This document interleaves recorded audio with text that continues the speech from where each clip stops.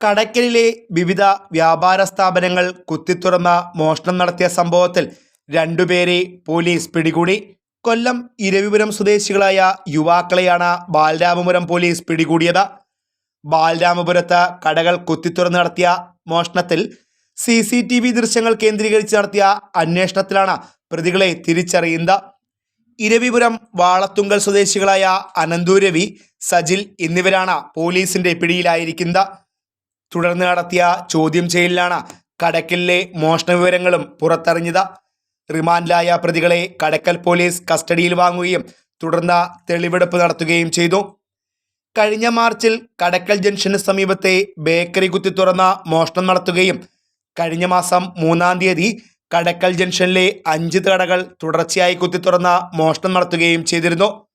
കടകളുടെ പിൻഭാഗത്തെ ഭിത്തി കുത്തിത്തുറന്നും AC ഹോളും വഴിയാണ് മോഷണം നടത്തിയിരുന്നത്. കടയ്ക്കൽ ടൗണിലെ വസ്ത്രാലയത്തിൽ നിന്നും 50,000 രൂപയും മാർക്കറ്റിന് സമീപത്തെ ഭക്ഷണശാലയിൽ നിന്നും 10,000 രൂപയും സമീപത്തെ പച്ചക്കറി, കോഴിക്കടകൾ എന്നിവിടയിൽ നിന്നും പണങ്ങൾ അപഹരിച്ചിട്ടുണ്ട്. പോലീസ് സ്റ്റേഷന് 500 മീറ്റർ ചുറ്റളവിലാണ് ഈ മോഷണങ്ങൾ നടന്നത്. തുടർന്ന് നടന്ന അന്വേഷണത്തിലാണ് ബാലരാമപുരം പോലീസിന്റെ പിടിയിൽ പ്രതികൾ അകപ്പെടുന്നത്.